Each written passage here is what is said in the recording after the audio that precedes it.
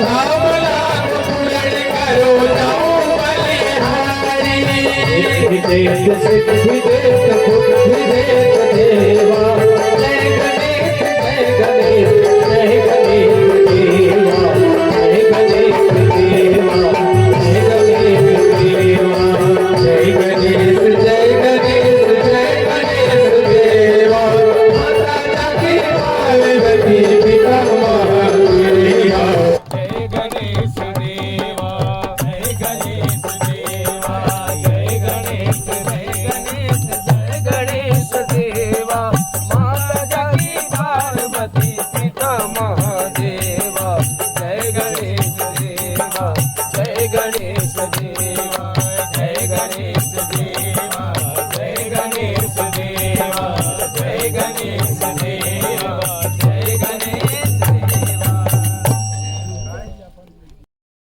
सुखदाई भजन करो भाई ये जीवन दो दिन का राम नाम सुखदाई भजन करो भाई ये जीवन दो दिन का राम नाम सुखदाई भजन करो भाई ये जीवन दो दिन का राम नाम सुखदाई भजन करो भाई ये जीवन दो दिन का दो दिन का है दो दिन का प्यारे दो दिन का है दो दिन का दो दिन का है दो दिन का प्यारे दो दिन का है दो दिन का बोले राम नाम सुखदाई भजन करो भाई ये जीवन दो दिन का राम नाम सुखदाई भजन करो भाई ये जीवन दो दिन का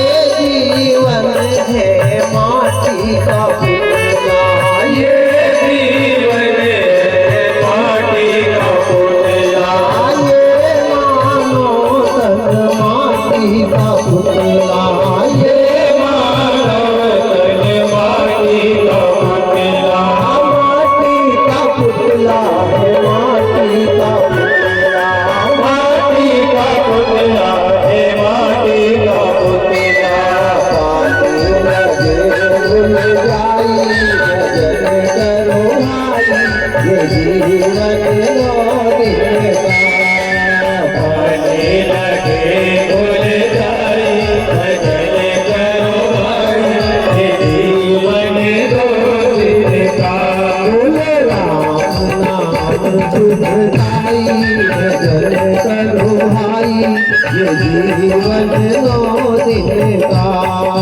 राम नाम सुखदाई भजन करो भाई ये जीवन दो दिन का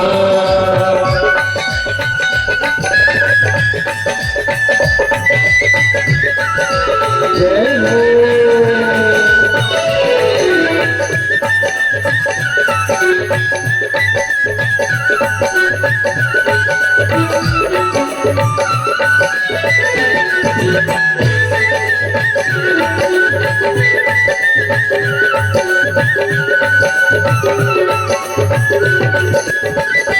हरि ये जीवन है घासों का जंगल, ये जीवन है घासों का जंगल, ये मानव तन घासों का जंगल, ये मानव तन घासों का जंगल, घासों का जंगल है, घासों का जंगल, घासों का जंगल है, घासों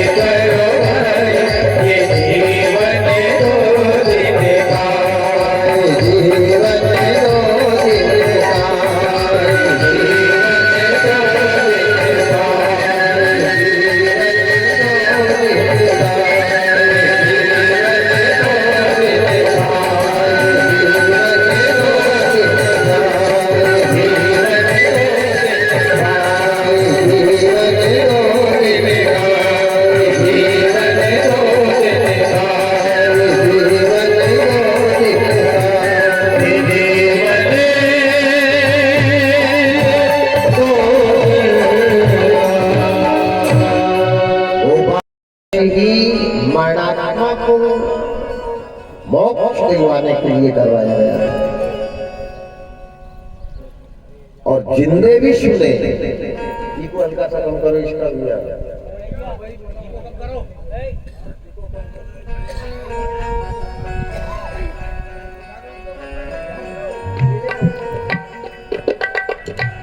जय जय जय जय जय, इसको कम करो। मरकर भागवत सुनना चाहिए, चाहे मन को मारो या विचारों को मारो या अपने कर्मों को दबाओ, मरकर भागवत सुनने का विषय है। कम शब्दों में बताया, पूरा मैं बताऊंगा, 7 दिन है अभी अपने पास। भागवत की कथा वेद व्यास जी महाराज ने 4 वेद 6 7 17 पुराण लिखे। उसके बाद उनको शांति नहीं मिली, विचलित थे, चलायमान थे। जैसे कोई बहुत अच्छा काम कर लेने के बाद भी मनुष्य विचलित रहता, उसका मन ही नहीं भरता, ऐसा लगता मैंने कुछ किया ही नहीं। ऐसे वेद व्यास जी महाराज 17 पुराण लिखने के बाद बड़े विचलित थे। एक बार शौनकादिक ऋषियों के पास गए, उनसे उन्होंने पूछा कि महात्मा जी, गुरुदेव, मैंने 4 वेद 6 7 17 पुराण का निरूपण किया, लेकिन मेरे मन को शांति नहीं मिल रही है। और मन को शांति नहीं मिल रही मतलब मैंने जो किया उसका कोई उचित औचित्य नहीं रहा। आप बताएं मेरे मन को शांति कब मिलेगी? तब शौनकादिक ऋषियों ने पूछा कि आपने जो 4 वेद 17 पुराण लिखे हैं, इसमें कहीं प्रेम रस का वर्णन है, कहीं कृष्ण के चरित्र का वर्णन आपने किया है? तो बोले नहीं, भगवान कृष्ण के चरित्र का वर्णन तो नहीं किया। बोले आप जाओ शंकर जी के पास, और शंकर जी के यहाँ, पुत्र तो नहीं कहेंगे, शंकर जी के यहाँ श्री गणेश है, और आप श्री गणेश की कलम ले, और श्री गणेश की कलम से 18 पुराण लिखे, 18वें नंबर का श्रीमद् भागवत पुराण लिखे। 10वें स्कंद में जैसे कृष्ण की उत्पत्ति की कथा आएगी, वैसे आप भाव विभोर हो जाओगे, आपको वैराग्य मिल जाएगा, आपको योग मिल जाएगा।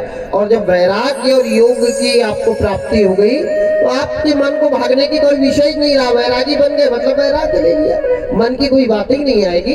इति बहुत कम शब्दों में बता रहा हूँ समय की अनुकूलता के अनुसार। तो वेद व्यास जी महाराज ने 18 पुराण की कथा लिखी, 18 पुराण लिखा। अकाल मौत मृत्यु, जो अग्नि से जल जाता है, कैंसर से मर जाता है, कुएं में कूद करके मर जाता है, पॉइजन ले लेता है, सुसाइड कर लेता है, फांसी लगा लेता है, या अन्य कारणवश जिसकी अकाल मृत्यु हो जाती है, तो उसकी गया कर दो, नहीं हरिद्वार कर दो, नहीं 16 श्राद्ध कर दो। अकाल मृत्यु को मोक्ष केवल श्रीमद् भागवत महापुराण की कथा से सुनाने से मिलता है, लेकिन सुनने वाले का त्याग होना। उस मृत्यु आत्मा को मोक्ष कब मिलता है? जब सारी विकार, सारी विडंबना हमारे देह में नहीं रहे और 5 घंटे तक जब बैठ जाए तो ना पानी का घूंट वक्ता ने पीना चाहिए, न श्रोता ने, और वक्ता और श्रोता का दोनों का मन अगर मिल जाए तब अकाल मृत्यु मरे वाले को मोक्ष मिलता है। वैसे मोक्ष की प्राप्ति नहीं होती। हजारों भागवतें हो रही हैं, हजारों कथाएं हो रही हैं, हजारों कथा करवा रहे, हजारों कथा सुन रहे, लेकिन प्रभु इच्छा भावी बलवाना, तो त्याग ही जीवन की सफलता है। चाहे कथा में बैठ के त्याग करें, चाहे घर में बैठ के त्याग करें, चाहे 50 साल के बाद त्याग करें, चाहे पैसा त्याग तो करना पड़ेगा। और जितना जितना जो जो जोड़ा है, चाहे विचारों को जोड़ करके रखा है, चाहे विकार को जोड़ करके रखा है, चाहे संपत्ति को जोड़ करके रखा है, चाहे परिवार को जोड़कर, जिसको आपने जोड़ा है उसको छोड़ना पड़ेगा। और जब तक आप छोड़ोगे नहीं तब तक आपका कल्याण है नहीं। और इन सब चीजों को जीते ही छोड़ना है, मरने के बाद तो छोड़ने का विषय नहीं रह जाता। तो इसी प्रकार अपने विचारों का त्याग, दमन करना, यही मृत्यु बहा है। सात्विक भाषा में मर कर के भागवत सुनो, मतलब अपने चलायमान मन को मारो और मन को मार कर एकाग्र आसन लगाकर बैठ करके कथा का अमृत पान करे। ऐसी कथा का वर्णन है। 88,000 महात्मा एक बार ब्रह्मा जी के पास गए और ब्रह्मा जी से कहा, परमात्मा, वेद व्यास जी महाराज ने 4 वेद 6, 7, 18 पुराण लिखे हैं, लेकिन 10,000 वर्ष तक भागवत को सुनने से भी संपूर्ण नहीं होती। भागवत में 18,000 श्लोक है और आप लोगों से क्या छिपाना, मैं आपके गांव में 3 श्लोक का भी अर्थ नहीं कर पाऊंगा। अगर मेरी 7 पीढ़ी के मरे वाले भी आ जाए ना, तो भी 7 दिन में 18,000 श्लोक का वर्णन संभव ही नहीं है। लेकिन क्या है, अपन यहाँ से दिल्ली के लिए निकले तो मेन स्टेशन चेक करके निकल जाएंगे, बाकी छोटे मोटे स्टेशन के तरफ अपना ध्यान ही नहीं रहेगा। सुखदेव जी महाराज ने राजा परीक्षित को 7,000 वर्ष तक एक आसन पे बैठ करके सुनाई और सुनने वाले का ब्रह्मांड खुल करके ऊपर चले गए, लेकिन सुखदेव जी ने भागवत की कथा बंद नहीं करी। इसका पार ही नहीं है। आप कितना बखान कर सकते हैं। तो 18,000 सहस्त्र श्लोकों से लिखा हुआ यह ग्रंथ है, जिसको भावनात्मक दर्शन करने से फल मिलता है। अगर आपका भाव अच्छा है और आपने बैठे बैठे माँ भगवती के दर्शन कर लिए, जाती रही भावना जैसी प्रभु मूरत देखी तैसी। माँ भगवती की शरण में, माँ भगवती की कथा में, माँ भगवती के करीब जो आता है, जैसे भाव लेकर के आता है, भगवान उसको मनवांछित फल देते हैं। सिर्फ हमारा विश्वास ही हमारी सफलता का कारण है। विश्वासम लाभदायकम, विश्वास है तो सफलता है, और विश्वास अगर टिक गया तो आने वाली सफलता भी आपकी बेकार हो जाती है। ऐसे 88,000 महात्मा ब्रह्मा जी के पास गए और जाकर के कहा, परमात्मा, हमारे मन में भागवत की कथा सुनने का बड़ा भाव बना है, भाव उमड़ा है, भावनात्मक हमारे विचार बने हैं, तो भागवत की कथा को 10,000 वर्ष तक सुनना पड़ेगा। अब द्वापर जाने वाला है और कलयुग आने वाला है। परमात्मा, कलयुग में समय का अभाव रहेगा, कलयुग में उम्र का अभाव रहेगा। जो 500-500 वर्ष जीते थे, कलयुग में 40 साल में लोगों के 10वां 13 होने लग जाएंगे। जब 40 वर्ष में आदमी खत्म हो जाएगा, समाप्त हो जाएगा, तो बचपना में वो कर नहीं सकता। जवानी भक्ति का मार्ग है, लेकिन कलयुग में जवानी में आदमी भक्ति के मार्ग पे आएंगे ही नहीं। आदमी कलयुग में भक्ति के मार्ग पे कौन आएगा? जो परिवार से और शरीर से दोनों तरफ से रिटायर हो गया है, वही व्यक्ति भागवत की कथा में बैठेगा। और ये भागवत का जो प्रांगण है, ये एक सर्विसिंग सेंटर है। ध्यान देना, ये कथा का प्रांगण नहीं है, ये क्या है? सर्विसिंग सेंटर है। और सर्विसिंग सेंटर में हमेशा नई गाड़ी जाती है और नई गाड़ी को हर 500 किलोमीटर पे सर्विसिंग करवाना चाहिए। पुरानी एसडी को कोई ले जाता है सर्विसिंग सेंटर? इसी प्रकार ये युवाओं के आगमन का केंद्र है। अगर नई गाड़ी यहाँ आ जाए और उनके कार्बोरेटर की सफाई हो जाए तो सर्विस ही सर्विस है, लेकिन नई गाड़ी ऐसी कथाओं में नहीं आएगी। कौन कह रहे? 88,000 महात्मा ब्रह्मा जी से प्रश्न कर रहे कि कलयुग आने वाला है, कली का आगमन होने वाला है, और परमात्मा जो ये 10,000 सहस्त्र वर्षों तक भागवत की कथा, जय हो। ये रिटर्न आपके बंद है क्या? अच्छा, 10,000 वर्षों तक जो कथा सुनने का फल है गुरुदेव, कोई ऐसा विकल्प बताओ, कोई ऐसा मार्ग बताओ। हम मार्ग पे चलने के लिए तैयार हैं, त्याग करने के लिए तैयार हैं।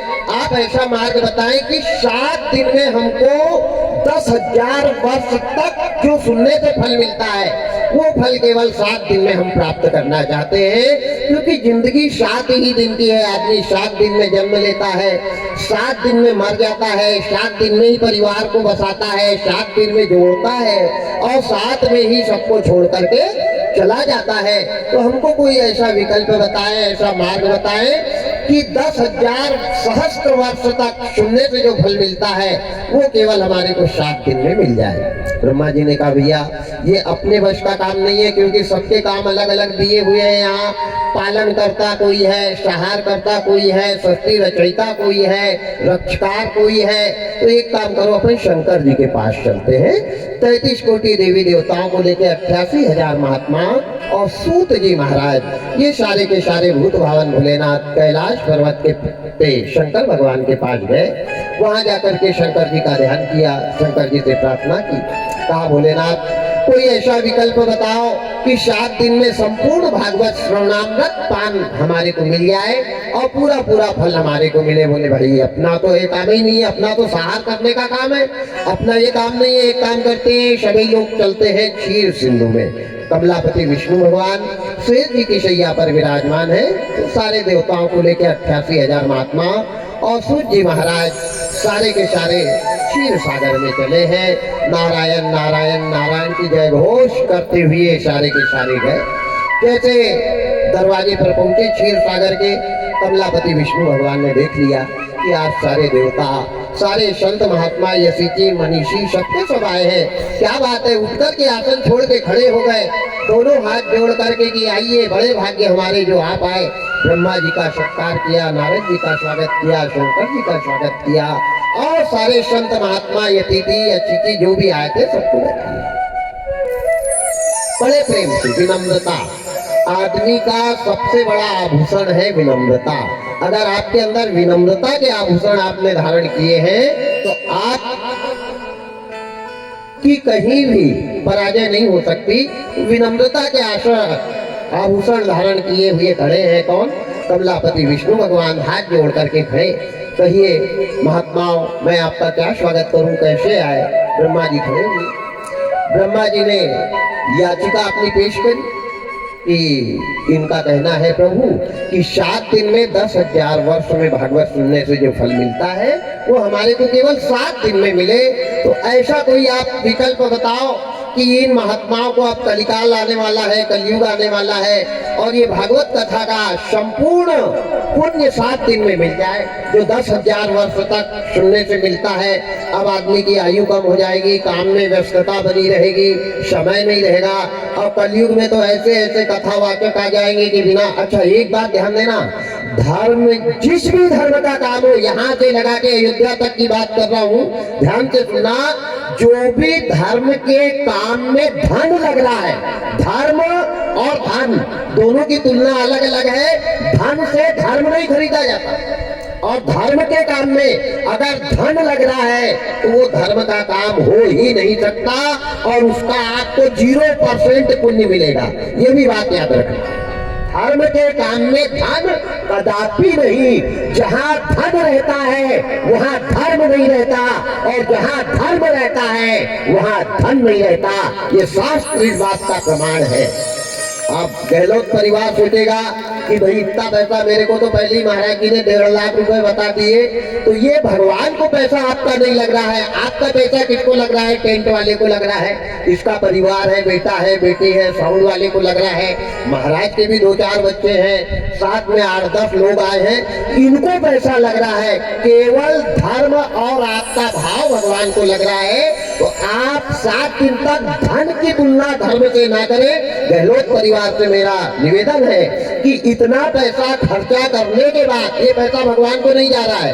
आजकल तो भगवान दर्शन भी टिकट कटा होता है, टिकट भी स्पेशल कटती है, 20 वाली अलग, 21 वाली अलग, 51 वाली अलग। भगवान का प्रसाद 5100 का लेना चाह रहे हैं, आपकी 11 रुपए वाला। अरे राम राम राम, मैं तो कहता ऐसी जगह इंसान ने जाना नहीं चाहिए। जहाँ धन दे करके भगवान दर्शन दे रहे हैं, वहाँ पे धर्म है नहीं, वहाँ घोर कलयुग बैठा हुआ है। वहाँ धर्म नहीं है, वहाँ भगवान नहीं है। वहाँ ऐसी जगह हमारी आस्था, हमारा विश्वास और हमारे धर्म का नाश होता है। ध्यान देना, जहाँ धन दे करके भगवान दर्शन दे, वहाँ स्पेशल आदमी को अलग दर्शन कराए जाते हैं, और हम जैसे गरीब जाते हैं वो लाइन में 4-4 दिन तक खड़े रहते हैं। ये हमारे देश का धर्म है, ये हमारे देश का गौरव है, और ये हमारे धर्म शास्त्र में क्या वर्णन है। भिलनी ने कौन सा धन दिया था?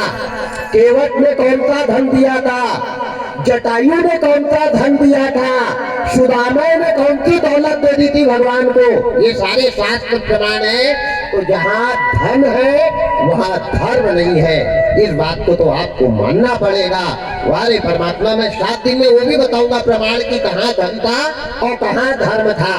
तो आज 88,000 महात्मा विष्णु भगवान से पूछ गए, प्रभु हमारी आस्था है, हमारा विश्वास है, और भगवान केवल प्रेम के प्यासे हैं। भगवान काहे के प्यासे हैं? प्रेम के, आपकी दौलत के, आपकी फूलमाला के, आपकी खुशबू वाली अगरबत्ती के, आपके केले नारियल जो चढ़ाते, इसके ना ना ना, ये हमारी श्रद्धा है, ये हमारा विश्वास है। भगवान केवल प्रेमी से प्रेम करते हैं। तुलसी बाबा रामचरितमानस में लिखते भी हैं, क्या लिखते हैं? हरि व्यापक सर्वत समान, हरि व्यापक सर्वत समान,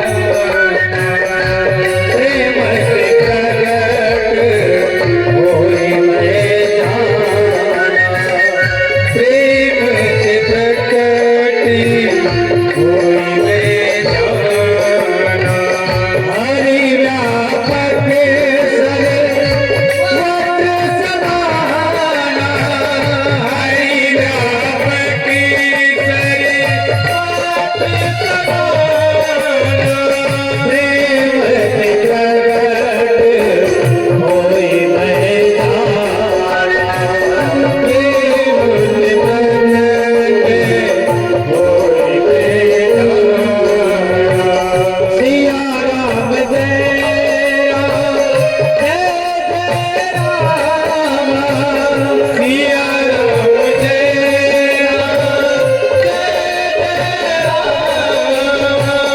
सिया राम जय राम, जय जय राम, सिया राम जय राम, जय जय राम, सिया राम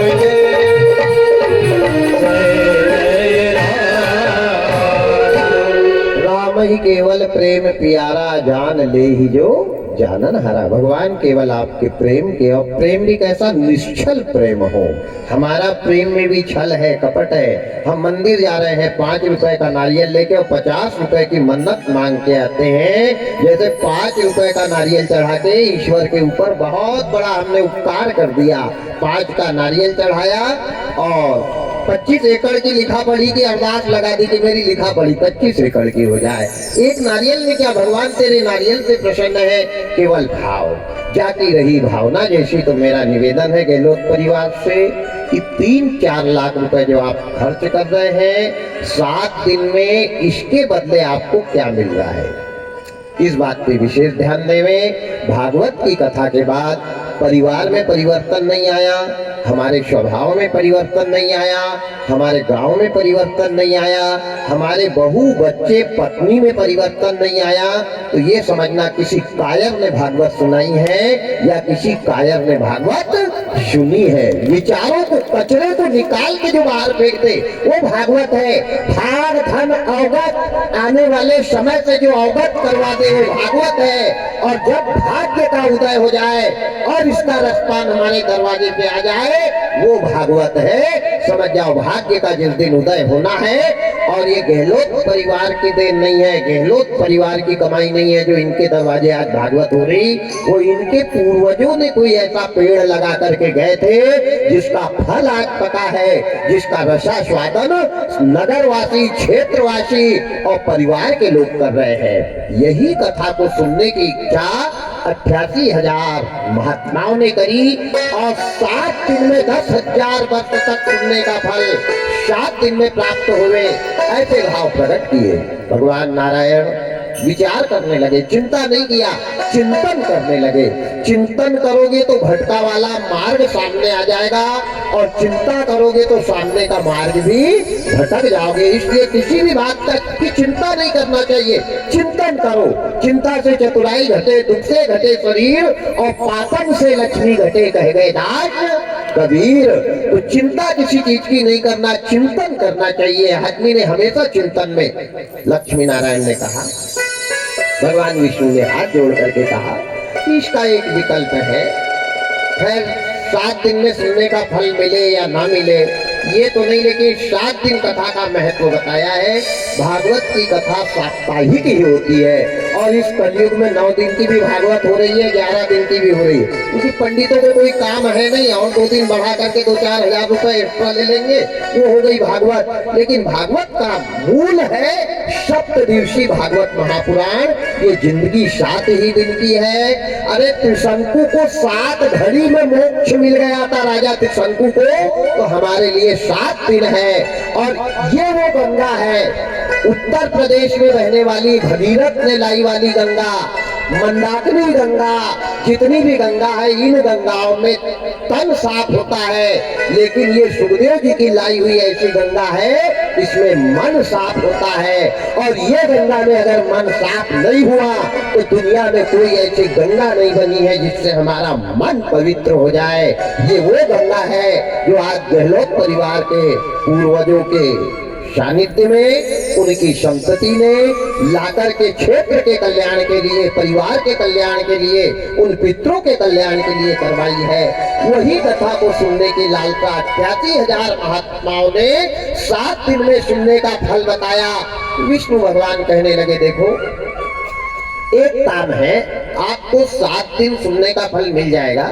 मेरे पास एक चक्र है, उसमें 7 नेमी लगी है, जैसे गाड़ी के चक्र में वो लगे रहते हैं ना लंबे लंबे 7, तो 7 नेमी लगी है। और मैं ये चक्र को छोड़ रहा हूँ, ये चक्र जहां जाकर के गिरेगा वहां आपने बैठ करके कथा सुनना। इसमें 7 चक्र 7 नेमी लगी है चक्र में। अभी जहां भी गिरे, कहाँ गिरेगा ये मेरे को नहीं मालूम। क्या आप इस चक्र के साथ जाने के लिए तैयार हैं? चक्र जाएगा ऊपर से वायु के वेग से और चक्र को देखते हुए आपको इस सृष्टि पर जाना है। 88,000 महात्मा ने सुनाई। और अच्छी आफत की बात है, अपन ने और खुजली के ऊपर पत्थर मार दिया, शरीर अपने ही खुजलाएगा। आप घर छोड़ो, परिवार छोड़ो, इसके पीछे घूमो। अब ये कहाँ गिरे पता चले अपन ही जमीन पे गिर जाए और ये घूमता ही रहे। अब क्या करे, अच्छी आफत के पेड़ में मुसीबत के फल लगे। तो ब्रह्मा जी ने संतुष्टि दिलाई, इन्हें का नहीं है, ऐसी बात नहीं है। समय से पहले और भाग्य से ज्यादा किसी को कुछ ना मिला है न मिलेगा। समय आने पे बिगड़े काम भी बन जाते हैं और जब समय खराब चलता है तो अच्छे काम भी बिगड़ जाते हैं। जैसे आज महाराज जी बैठे, काल दंड योग था 1 बजे तक, तो वो काल दंड योग ने लाइन को 1 मिनट भी नहीं टिकने दी। और ये समय समय की बात है, समय से बड़ी दुनिया में कोई चीज नहीं है। 88,000 महात्माओं ने स्वीकारिता दी। इन्हें कहा, ठीक है प्रभु, आप ये चक्र को छोड़ो, हम घर छोड़ रहे हैं, परिवार छोड़ रहे हैं, मोह छोड़ रहे हैं, ममता छोड़ रहे हैं, यश आराम सुख सब छोड़ रहे, लेकिन हम जड़ कल्याण के लिए सप्त दिवसीय भागवत को 10,000 वर्ष सुनने से जो फल मिलता है वो हमको 7 दिन में मिलना चाहिए। और ये चक्र जहाँ जाएगा, जहाँ गिरेगा, जहाँ इसकी 7 नेमी बदल जाएगी, वही बैठ करके हम इस कथा का रसामृत पान करेंगे। भगवान ने अपने हाथों से उस चक्र को जो छोड़ा और चक्र चला जा रहा है, उड़ते उड़ते उड़ते उड़ते 14 भवन एक पति हुई। 14 भवन में वो चक्र घुमा, लेकिन कहीं भी नहीं गिरा। चलते चलते चलते उत्तर प्रदेश गया। उत्तर प्रदेश में जो लखनऊ नाम सुना होगा आपने, लखनऊ से सीधे आगे निकलते हैं, तीर्थ बना हुआ है वहाँ, नैमिषारण्य तीर्थ। तो ये चक्र जाकर के कहाँ गिरा? वही नैमी आने जहाँ वो चक्र की 7 नैमी पूरी बदल गई। और आज भी वहाँ नैमी कुंड बना हुआ है। वहाँ का पानी 24 घंटा, रात हो दिन हो सुबह हो शाम हो, बिल्कुल चके की तरह रोज घूमते रहता है। वहाँ जाकर के ये चक्र गिरा है। वहाँ इस चक्र की 7 नेमी पूरी बदल गई है। वहाँ पर 88,000 महात्मा सूत जी को लेकर के बैठे हैं और नैमिषारण्य तीर्थ में इस कथा को रसामृत पान कर रहे हैं। आज भी नैमिषारण्य का तीर्थ का महत्व बताया है कि आप अगर वहाँ सुबह गंदगी करने गए, डब्बा लेकर के गए और 1 घंटे बाद आप वहाँ जाकर के देखेंगे तो वो गंदगी नहीं दिखेगी आपको, 1 घंटे के अंदर पूरी मिट्टी बन जाती है। ये महत्व आज भी नैमिषारण्य का है। 88,000 महात्माओं ने अपने विचारों का दमन किया, अपने बुरे विचारों का त्याग किया, मोह का त्याग किया, ममता का त्याग किया, वासनाओं का त्याग किया। जब तक ये जीव निर्मल होकर के कथा का रसपान नहीं करेगा, जब तक शरीर में जरा भी विकार भरा हुआ है, ये समझ लेना आपको कथा का कोई भी परिणाम मिलने वाला नहीं है। तो जब तक आप पवित्र ना हो जाए, तो मन को पवित्र करना है अपने विचारों से और तन को पवित्र करना है नैमी कुंड में। तो 88,000 महात्मा नैमी कुंड में गए, वहां स्नान किया है। पता कहते हैं कि जो नैमिषारण्य तीर्थ के नैमी कुंड में जाकर के स्नान करता है, 7 जन्म के पापों का भी वहां क्षण नाश हो जाता है। ये महत्व वहां का बताया है। 88,000 महात्माओं ने वहां नैमी कुंड में स्नान किया। बड़ी सुंदर व्यास गादी बनाई, वहां सूत जी को विराजमान करवाया और कहा, गुरुदेव अब हमारे को भगवान ने कहा था कि 7 दिन में सारा महत्व आपको यहाँ 10,000 वर्ष तक कथा सुनने का मिल जाएगा। आप कथा का श्री गणेश कीजिए। बड़ी सुंदर व्यवस्था बनाई है। 88,000 महात्माओं ने चंदन घिसना, बिल पत्र लाना, पुष्प लाना, सुंदर सुंदर पुष्प की माला बनाना, भगवान का स्मरण करना, मन क्रम वचन वाणी से शुद्ध होकर के कथा सुनने बैठे। कथा का महत्व है, जब तक कथा सुने एक आसन रहे। आसन अगर गड़बड़ होता है तो भी कथा का महत्व नहीं रहता। यही बात शंकर भगवान ने भी भवानी से कहा था कि जन्म एक दुई कहूँ बखानी, सावधान सुन सुमति शयानी।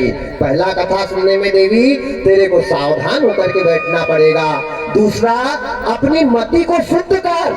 जब तक मति शुद्ध नहीं होगी तब तक कथा का कोई महत्व नहीं रह जाएगा। मन क्रम वचन वाणी नियम से शुद्ध होकर के 88,000 महात्मा पंडाल के नीचे बैठे हैं। सूत जी महाराज ने मंगलाचरण किया, गुरु की वंदना करी।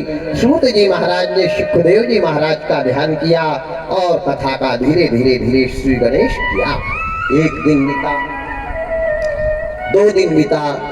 मैं कथा वो सुनाना चाह रहा हूँ जो आपने नहीं सुनी। धुंधुकारी की और गोकर्ण की कथा तो हर ब्राह्मण बताते रहता है, लेकिन कथा वही सुनाऊंगा मैं जो आपने नहीं सुनी है। 88,000 महात्माओं को 10,000 वर्ष सुनाने का प्रताप कब मिला है? जब वक्ता ने भी वैसे गूढ़ार्थ बताए थे। धन्य है परमात्मा सूत जी महाराज। अपन तो उनके चरणों की रज भी नहीं है। परमात्मा हम भला क्या अपने इस गंदे मुख से बखान कर सकते हैं उन शब्दों का, उन वर्णों का। तो बड़ा सुंदर 88,000 महात्मा। 1 दिन का समय बीता, 2 दिन का समय बीता, 3 दिन का समय बीता। रोज ठंडे पानी में जाना, नहाना, रात भर ठंड में अकड़े रहना। वहाँ कोई रजाई नहीं, गद्दा नहीं, चादर नहीं, पेड़ के नीचे बैठे रहना, अग्नि जलाना, अग्नि का अपना दिन निकले से आना। घर परिवार सब छोड़ करके जंगल में गए। अब 88,000 महात्माओं ने 3 दिन तक तो कथा सुनी। चौथे दिन उनके मन में विचार आया कि देखो भैया, ये 3 दिन बीत गए कथा सुनते सुनते, भगवान ने तो दर्शन दिए ही नहीं। अपन कथा सुन रहे हैं, आदमी कोई भी काम करता तो हर काम के पीछे एक स्वार्थ होता है, ध्यान देना। और जब तक आदमी का, हम भी यहाँ चिल्ला रहे तो स्वार्थ है, आप भी बैठे हो तो स्वार्थ है। और जब ये जीव का स्वार्थ खत्म हो जाएगा तो ये पत्थर बन जाएगा, क्योंकि स्वार्थ भगवान से लगा के, जड़ से लगा के चेतन तक को स्वार्थ है। तुलसी बाबा लिखते हैं, क्या लिखते हैं? स्वागत लाग करे सब प्रीति, स्वागत लागे करे सब प्रीति, सुंदर मोने सब की रीति, सुंदर मोने सब की रीति, स्वागत लागे करे सब प्रीति, सोए नर मुनि सबकी यही रीति, सोए नर मुनि सबकी यही रीति। राम जय राम, जय जय राम, राम जय राम, जय जय राम। सब एक एक का नाम भी आ गया। स्वार्थ लाग करे सब प्रीति, आखिरी पे नाम भी बता दिया। सुर नर मुनि सब, और भी कोई बाकी रह गए तो सब, यानी जड़ चेतन गुण दोष में विप्र कीन तकत्तार। चींटी से लगा के हाथी तक, इंसान से लगा के दानों तक, सबका बताया कि सबके जीवन में स्वार्थ है। लेकिन स्वार्थ बहुत अच्छी चीज है। कई लोग कहते हैं अरे वो तो बड़ा स्वार्थी आदमी। अरे स्वार्थ सबके, किसके जीवन में नहीं है स्वार्थ? आदमी किसानी करता है तो स्वार्थ है, एक दाना डालता है 10 दाने की उम्मीद रखता है। तो स्वार्थ बहुत अच्छी चीज है, लेकिन स्वार्थ की अपनी एक सीमा होना चाहिए। जब सीमा के बाहर स्वार्थ जाता है तो वही स्वार्थ हमारी मृत्यु का कारण बन जाता है, हमारे दुख का कारण बन जाता है, हमारे विनाश का कारण भी स्वार्थ बन जाता है। स्वार्थ अच्छा भी है और स्वार्थ बहुत बुरा भी है। लेकिन अच्छा कब है?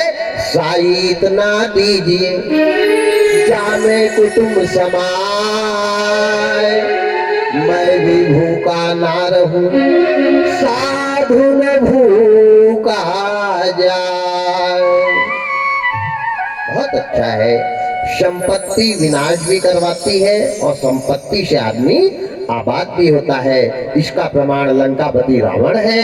सोने की लंका में ही रहता था, क्या बचा? 1 लाख बेटा, 1.25 लाख नाती, जिनके घर में दिया जले ना बाती। तो वो धन भी किस काम का जो कुल खानदान के विनाश का कारण बन जाए? तो धन अच्छा भी होता है और धन बहुत बुरा भी होता है। लेकिन जहाँ उपयोग है धन का, वो धन अच्छा होता है, और जहाँ उपभोग है धन का, वो धन विनाशता का कारण बन जाता है। परमात्मा आज 88,000 महात्माओं ने विचार किया कि बात कर रहे हैं, रात में बात हो रही है कि भैया अपन ने घर छोड़ा, परिवार छोड़ा, बेटा छोड़ा, बेटी छोड़ी, पत्नी छोड़ी, सुख छोड़ा, आराम छोड़ा। घर में हाथ की बनी वाली खाते थे, यहाँ कच्ची पक्की खा रहे, पेट अलग दुख रहा है। सुबह से उठ करके चंदन घिस रहे, आधे आधे हाथ घिस गए, माला बना बना के पहना रहे भगवान को। तो भगवान ने तो आज तक दर्शन नहीं दिए। अपन आज चलेंगे, गुरुजी की कथा नहीं सुनेंगे, उनको चिल्लाने देंगे। 3 दिन तो बीत गए, 4 ऐसे ही बीत जाएंगे। कहाँ गए, कहीं नहीं, क्या लाया, कुछ नहीं। तो अपने को मिल क्या रहा कथा के सुनने से? बहुत अच्छा प्रश्न है, ध्यान देना। कथा के सुनने से क्या मिलता है, ये प्रश्न किया कि हमको भगवान के दर्शन हो नहीं रहे, परमात्मा दिख नहीं रहे। अरे वैसे नहीं दिखे तो नहीं कि हमारे रात में सपने में ही आ जाते तो अपन खुश हो जाते कि अरे रात को भगवान आए थे, न सपने में तक नहीं आ रहे हैं भगवान। तो ऐसी कथा के सुनने से मतलब क्या है अपना? अब 88,000 महात्माओं की खोपड़ी का ट्यूबलाइट जल गया।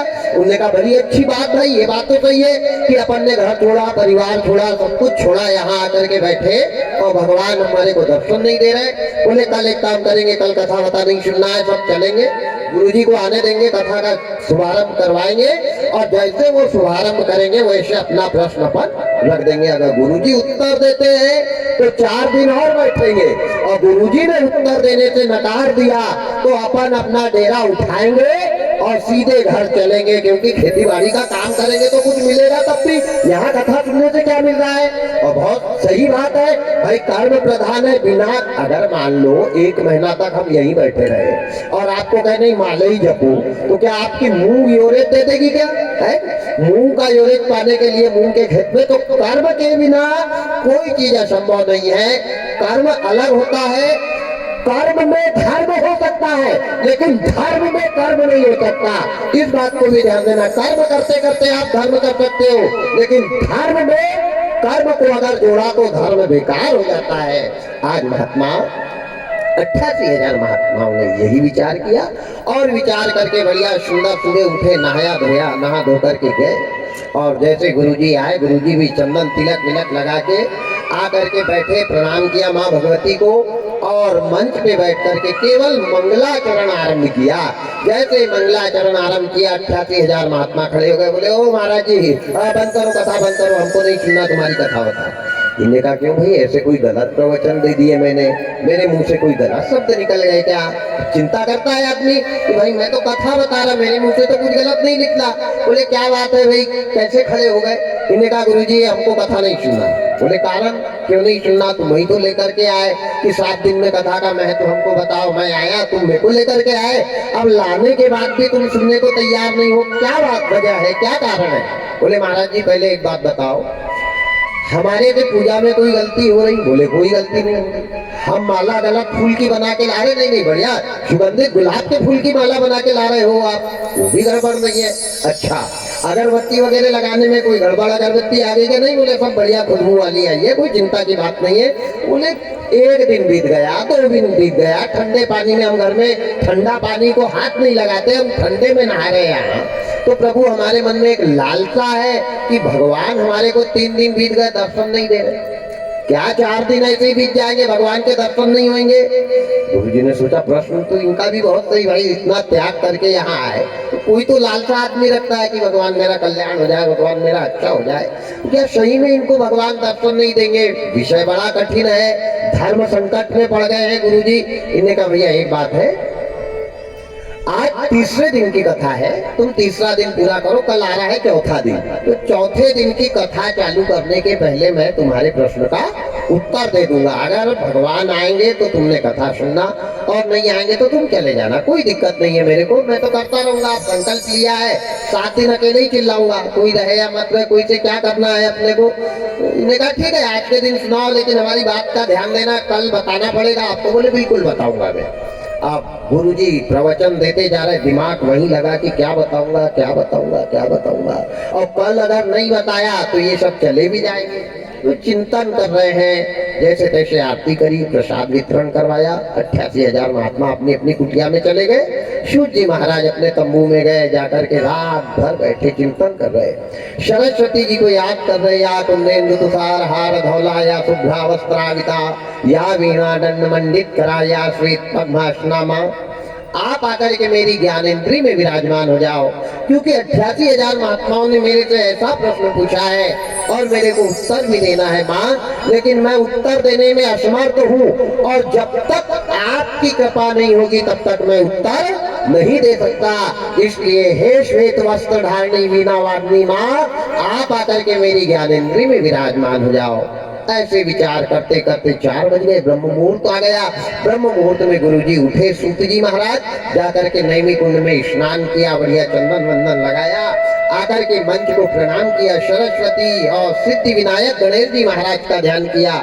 जैसे ध्यान करके मंच पे बैठे, अचानक ज्ञानेंद्री विकसित हो गई और 88,000 महात्मा खड़े हो गए। बोले गुरुजी मंगलाचरण अभी चालू मत करना, हमारी कल का प्रश्न का उत्तर। इन्हें कहा हाँ बिल्कुल प्रश्न का तुम्हारे उत्तर मिलेगा। बोले एक बार और पूछो तुम्हारा प्रश्न क्या है? इन्हें कहा हमारा प्रश्न ये है कि 3 दिन हमारे को कथा सुनते सुनते व्यतीत हो गए, बचे 4 दिन। 4 दिन में क्या हमारे को भगवान के दर्शन होंगे? ये 7 दिन की कथा में कभी कोई भी दिन, चाहे 5वें दिन हो, 6वें दिन हो, 7वें दिन हो, पर क्या भगवान हमारे को दर्शन देंगे? सूत जी महाराज ने बड़ा विचार करके कहा कि हे महात्माओं, तुमको कथा सुनना है तो सुनो, नहीं सुनना है तो बिल्कुल मत सुनो, तुम चले जाओ। लेकिन आज जो तुम्हारे प्रश्न का उत्तर दे रहा हूँ बिल्कुल सटीक और साफ साफ दे रहा हूँ कि एक जन्म तो क्या, अगर 7 जन्म तक भी तुम इंसान बन करके आकर कथा सुनोगे तो भगवान तुम्हारे को दर्शन नहीं देंगे। जैसे गुरुजी ने ऐसे कहा बड़ा बुरा लगा। भाई बुरे लगने वाली बात है ये, भगवान ही दर्शन नहीं देंगे तो अपन यहाँ बैठ के अपना टाइम खराब क्यों करे? सारे के सारे निकल गए, बोले महाराज हमको नहीं सुनना तुम्हारी भागवत वागवत। इन्हें कहा बिल्कुल मत सुन जाओ, जो सत्य था वो मैंने तुमको सत्य बता दिया। अब चले गए रोड तक, वहां पे जाकर के फिर विचार आया। इन्हें कहा अपन घर तो चल रहे हैं और गुरुजी ने कह दिया कि भगवान दर्शन नहीं देंगे, पर दर्शन क्यों नहीं देंगे ये तो पूछा ही नहीं अपन ने। दर्शन नहीं देंगे चलो ठीक है, भगवान क्यों नहीं देंगे दर्शन? कहीं ना कहीं कोई अपनी कमजोरी है या कहीं ना कहीं अपन गलत है, इसलिए तो भगवान दर्शन नहीं देंगे। एक काम करते हैं अपन लौट के चलते हैं और गुरुजी से सिर्फ इतना पूछेंगे कि भगवान दर्शन क्यों नहीं देंगे। लौट करके आए, जैसे आते हुए गुरुजी ने देखा, इन्हें कहा ये तो फिर लौट करके आ गए। जैसे आए गुरुजी मंत्रणा कर ही रहे थे, मन ही मन भागवत का चिंतन मनन कर रहे थे। इतने में 88,000 महात्मा आए हाथ जोड़ के खड़े। इन्हें कहा गुरुदेव हम जा रहे हैं घर। इन्हें कहा बिल्कुल जाओ, आप क्यों लौट करके आ गए, जल्दी जाओ, लंबा जाना है। इन्हें कहा नहीं, जाते जाते हमारे मन में एक विचार आया, आपने कह दिया कि भगवान दर्शन नहीं देंगे, अच्छी बात है नहीं देंगे, कोई दिक्कत नहीं, हमको कथा वथा से कोई मतलब भी नहीं है, अब हम तो चले घर। पर ये बता दो कि भगवान दर्शन क्यों नहीं देंगे? क्या हम व्रत नहीं कर रहे हैं? क्या उपवास नहीं रह रहे हैं? क्या आहुति बराबर नहीं डाल रहे हैं? क्या हमारा मन भगवान में नहीं लगा है? गुरुजी ने कहा नहीं, तुमने भगवान को सर्वोपरि मान लिया है, इसलिए भगवान तुम्हारे को दर्शन नहीं देंगे। ध्यान देना, बड़ी सुंदर भागवत की कथा है। भागवत भगवान का सच्चा भक्त, 4 वेद 6 7 18 पुराण प्रमाण है। और अभी मैं आपके गांव में 6 दिन तक हूँ, मेरे को बताना, भगवान का सच्चा भक्त कभी मंदिर नहीं जाता है, ये कड़वा सत्य है। जो भगवान का सच्चा भक्त होगा वो मंदिर नहीं जाएगा, भगवान को अपने घर में बुलाएगा। इस बात का प्रमाण प्रहलाद है, इस बात का प्रमाण केवट है, इस बात का प्रमाण सुदामा है, इस बात का प्रमाण भिल्ली है, इस बात का प्रमाण बालक ध्रुव है, इस बात का प्रमाण नरसिंह मेहता है। तो जितने भी भगवान के सच्चे भक्त हुए हैं वो मंदिर भगवान के नहीं गए, भगवान को उनके पास आना पड़ा। लेकिन किसके प्रताप से? भगवान किसके बस में रहते हैं? भगवान से बड़ा दुनिया में कोई है क्या? भगवान से बड़ा दुनिया में कोई नहीं है। बस यही हमारी गलती है कि कौन कह रहे 88,000 महात्माओं को सूत जी महाराज बता रहे कि भगवान तुम्हारे को क्यों नहीं मिलेंगे। नहीं मिलने का पहला कारण कि तुमने भगवान को ही सब कुछ समझ लिया है। भगवान से 4 लोग बड़े हैं, जब तक वो 4 के पास तुम नहीं जाओगे तब तक भगवान तुम्हारे पास आने वाले नहीं। अब इनके दिमाग का लाइट जल गया। इन्हें कहा बाप रे, आज तक तो कोई ने ऐसा नहीं बताया कि भगवान से भी कोई बड़ा है। भगवान से कौन बड़ा है दुनिया में? अरे भगवान जन्म देते, भगवान खाने की व्यवस्था बनाते, भगवान यहाँ से ले जाते, भगवान सबको हंसाते, भगवान सबको रुलाते, भगवान सबको सुखी करते। भगवान से बड़ा दुनिया में कोई नहीं है। बोले ये भगवान के काम है, लेकिन भगवान भी किसी के बस में होता है। बोले गुरुजी कैसी बात कर रहे? बोले 4 लोग भगवान से बड़े हैं। बोले 4 कौन कौन बताओ हमारे को? तो इनने सबसे पहले बताया, सबसे भगवान से बड़ी होती है भक्ति। अगर भक्ति नहीं रहेगी तो भगवान कहाँ जाएंगे? भक्ति है तो भगवान है। गहलोत परिवार में सबसे पहले भक्ति का आगमन हुआ, तब जाकर के माँ भगवती वहां से चल करके यहाँ आई। अगर मन में भक्ति नहीं है तो भगवान की पूजा से भगवान प्रसन्न होने वाले नहीं है। इनका लाइट जला, इनने कहा ओ हो ये बात है। तो भगवान से बड़ी है भक्ति। बोले गुरुजी आपने एक ही का नाम बताया, आप तो 4 बोल रहे थे। बोले 4 है भगवान से बड़े। भगवान से बड़ी होती है भक्ति। भक्ति है तो भगवान है। भक्ति और भगवान से बड़ा होता है भक्त। अगर भक्त है तो भक्ति है, भक्ति है तो भगवान है। इन्हें कहा ओ हो ये भी बात सही है। इन्हें कहा गुरुजी आओ। बोले भगवान से बड़ी भक्ति, भक्ति से बड़ा भक्त भक्त रहेगा तभी तो भक्ति कहीं जाएगी, और भक्ति जाएगी तभी तो भगवान का सत्कार होगा। और इनसे बड़े होते हैं संत, भक्त से बड़ा होता है संत, जिन संतों की सेवा करने के लिए भगवान को भी मानव तन लेकर के आना पड़ता। विप्रधेनु सुर संत हित, संत की सेवा करने के लिए वो ब्रह्म भी नर बन करके आके सेवा करके जाता है। तो भगवान से बड़ी भक्ति, भक्ति से बड़ा भक्त, भक्त से बड़ा होता है संत, और इन सबसे बड़ी होती है सती, जो पति की सेवा करके बनती है सती, और भगवान को भी 2-2 महीना के गुड्डू बना के झूला में झुलाती है, जैसे माता अनुसुईया। तो सबसे बड़ी है सती, सती से छोटा है संत, संत से छोटा है भक्त, भक्त से छोटी है भक्ति, और सबसे छोटे हैं भगवान। ध्यान देना, कितना सुंदर विषय है। आपके पास अगर भक्ति है तो भगवान के पास जाने की आवश्यकता नहीं है। जहां भक्ति रहेगी भगवान वहां गए थे, जा रहे हैं और जाएंगे। ओहो हो, इन्होंने कहा हम भगवान का पीछा आज के छोड़ दे, बोले बिल्कुल छोड़ दो, भक्ति को पकड़ो। बोले महाराज चलो ठीक है, भक्ति को पकड़ेंगे। भक्ति काली है कि गोरी? इनने कहा ना भक्ति काली है ना गोरी है। अच्छा ऊंची है कि छोटी? भाई जब उसको हम पहचानेंगे कहते कोई परिचय पत्र तो बताओ, काली है कि गोरी, ऊंची है कि छोटी? ना काली है ना गोरी है ना ऊंची है ना छोटी है। बोले बाबा हाथ 2 ही बने उसके या 4 हाथ है? भाई कैसी है भक्ति? अब हमारे सामने आएगी, हम उसको ढूंढने जा रहे हैं, तो एड्रेस तो बता दो कम से कम। इनने कहा ना ऊंची है ना छोटी है ना काली है ना गोरी है ना हाथ है ना पैर है। हाथ भी नहीं है पैर भी नहीं। बोले चेहरा कैसा दिखता? बोले चेहरा उसका है ही नहीं। शरीर? बोले शरीर बना ही नहीं। बोले जब कुछ है ही नहीं तो काय की भक्ति? तो बोले भक्ति कैसी है ये पूछो। तब बताया है सूत जी महाराज ने भक्ति कैसी है। अरे बिनु पग चलही सुनहि बिनु का, बिनु पग चलही सुनहि बिनु का, कर बिनु करम करे बिनाना, करी बिनु करम करे बिनाना। बिनु पग चलही सुनहि बिनु काना, बिनु पग चलही सुनहि बिनु काना, कर बिनु करम करे बिनाना। सिया राम जय राम जय जय राम, सिया राम जय राम जय जय राम। भक्ति कैसी है? बिनु पग चलाए, उनके पैर नहीं है लेकिन भक्त की आवाज सुन करके आती। बिनु पग चलाए सुनाए बिनु काना, बिना कान के सबकी आवाज सबकी आवाज सुनती है। बिनु पग चलाए सुनाए बिनु काना, कर बिनु कर यानी हाथ नहीं है फिर भी सारे कर्म वो मनुष्य के करती है।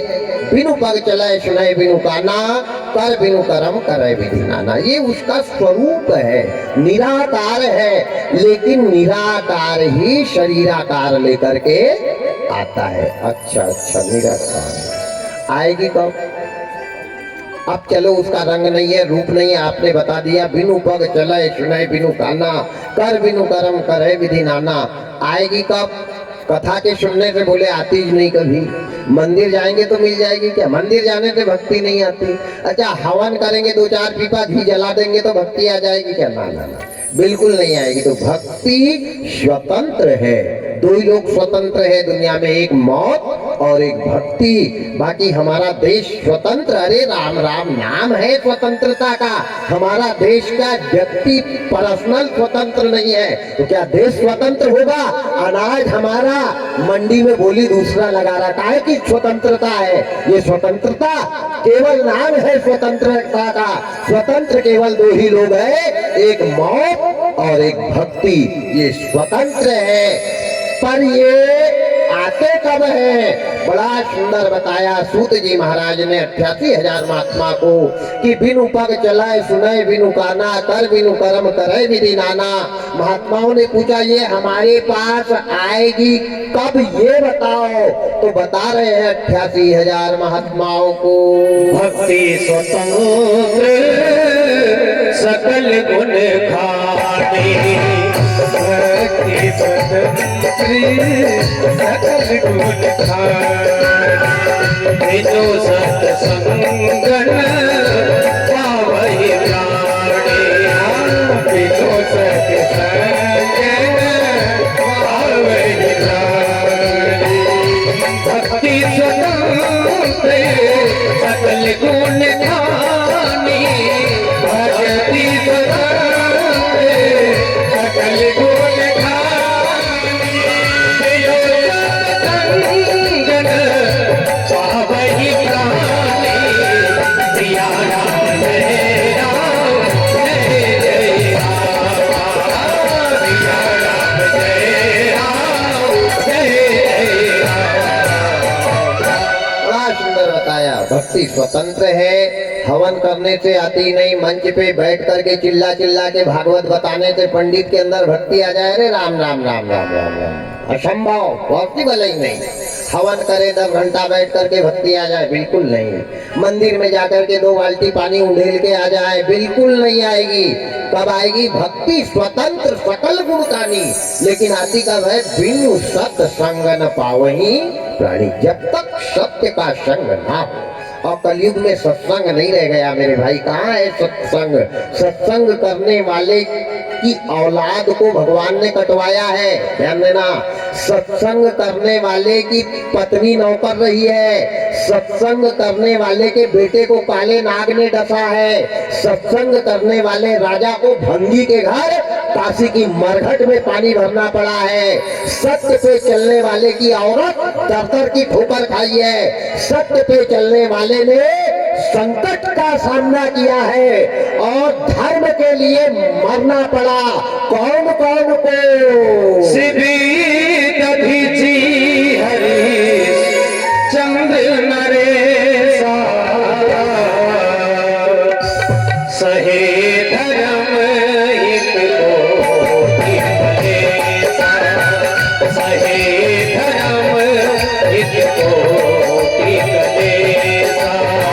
सिद्धि दधीचि हरि चंद्र नरेशा, सहे धर्म एक कोटि कलेशा, सहे धर्म एक कोटि कलेशा।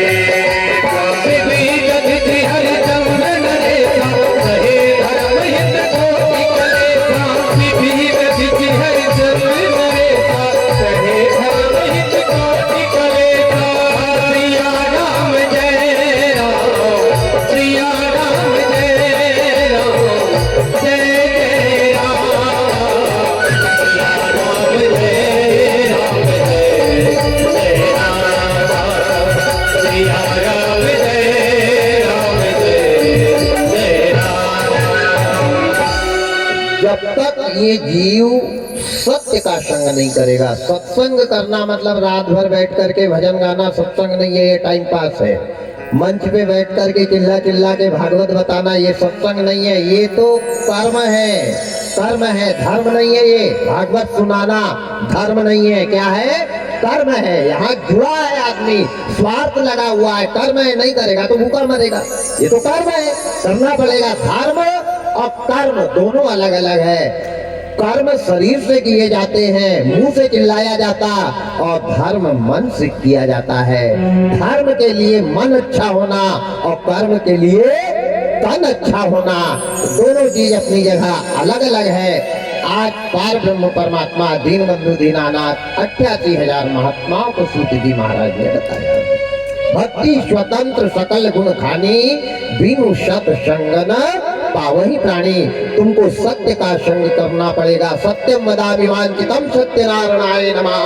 सत्य पे चलना पड़ेगा, सत्य देखना पड़ेगा, सत्य बोलना पड़ेगा, सत्य सुनना पड़ेगा, और सत्य के लिए कांटों पे भी चलना पड़ेगा। सत्य पे पे चलने वाले को आगी में जलना पड़ा था, तुमको अंगार पे भी चलना पड़ेगा। इन्हें कहा ठीक है प्रभु, हम सत्य पे चलेंगे तब आ जाएगी भक्ति। पक्का? बिल्कुल बिल्कुल आ जाएगी।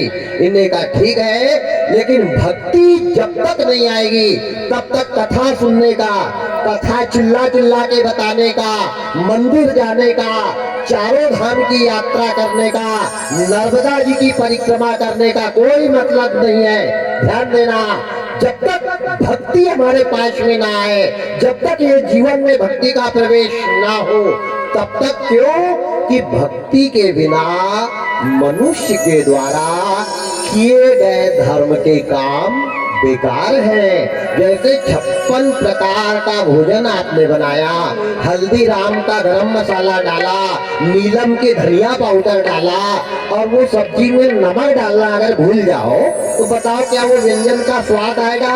नहीं आएगा। जैसे व्यंजन के लिए नमक बहुत जरूरी है, ऐसे कथा के लिए, भागवत के लिए, नर्मदा परिक्रमा के लिए, चारों धाम की यात्रा के लिए, शिवजी पे पानी चढ़ाने के लिए भक्ति बहुत जरूरी है। भक्ति के बिना ये जीवन कैसा है?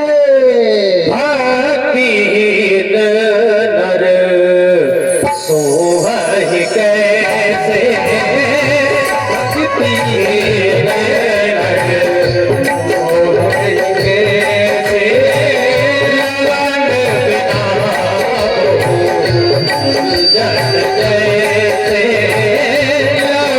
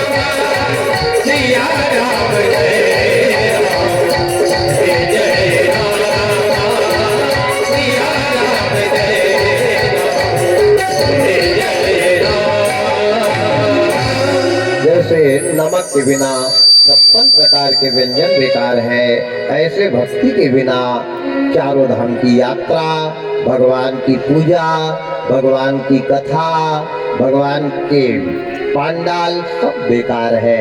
सबसे पहले साधन धाम मोक्ष कर द्वारा भक्ति को साध लिया तो मोक्ष आपको यही मिल जाएगा। इस प्रकार की कथाएं 88,000 महात्माओं को सूत जी महाराज बता रहे हैं। अब सूत जी महाराज की बात सुन करके भक्ति को ढूंढने के लिए निकले हैं कौन? 88,000 महात्मा बाबा। ठीक है, हम भक्ति के पास जाएं, भक्ति आएगी, हम सत्य पे चलेंगे, सत्य वाचा, सत्य लेना, सत्य देना, सत्य कहना, सत्य चलना। पर ये बताओ, भक्ति का उद्गम कहाँ हुआ?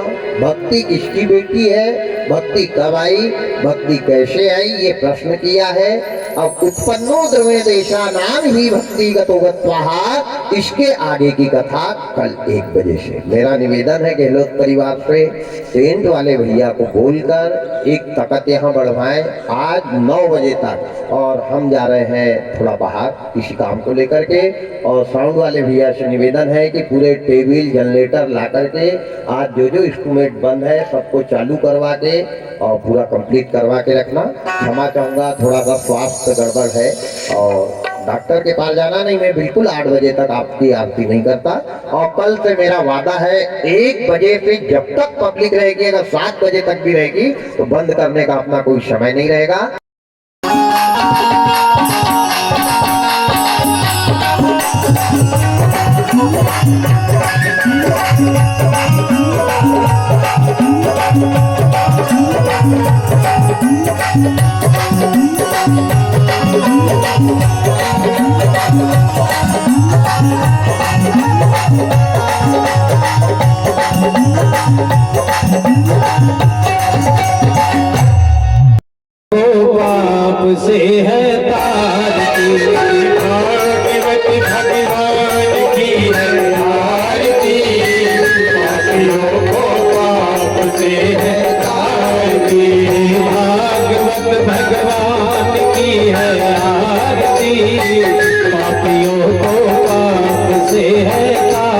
आरती श्री भागवत भगवान की है आरती पापियों को पाप से है आरती अमर ग्रंथ ये मुक्ति पंथ ये पंचम वेद निराला नव ज्योति जगाने वाला ये अमर ग्रंथ ये मुक्ति पंथ ये पंचम वेद निराला नव ज्योति जगाने वाला हरि नाम यही हरि ध्यान यही हरि नाम यही हरि ध्यान यही हरि नाम यही हरि ध्यान यही जग के मंगल की आरती पापियों को पाप से है तारती श्री भागवत भगवान की है आरती पापियों को पाप से है तारती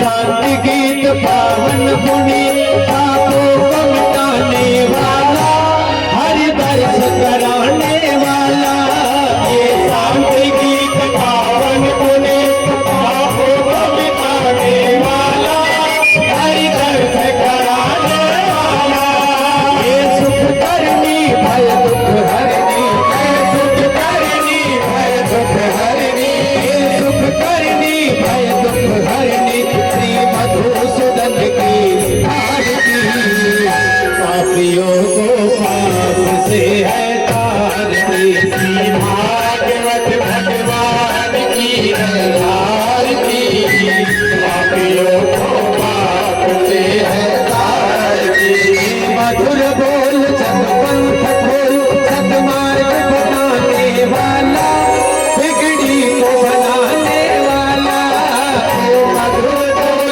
सतपंथ खोल सतमार्ग बताने वाला बिगड़ी को बनाने वाला श्री राम यही घन श्याम यही श्री राम यही घन श्याम यही श्री राम यही घन श्याम यही प्रभु के महिमा की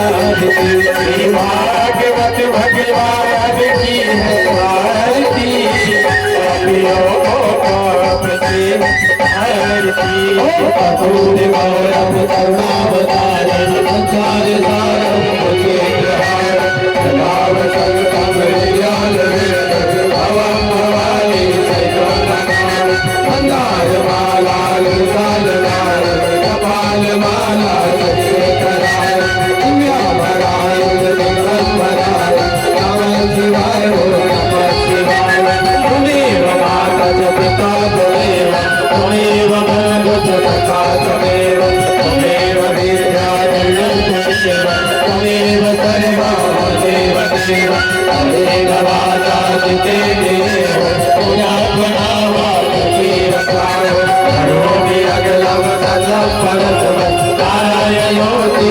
समर्पयामि अच्युतं केशवं नारायणं कृष्णदामोदरं वासुदेवं श्रीराम पादं पुरुषार्थं जानकी नायकं हरे राम राम राम हरे कृष्ण कृष्ण कृष्ण हरे हरे राम राम राम हरे हरे कृष्ण कृष्ण कृष्ण कृष्ण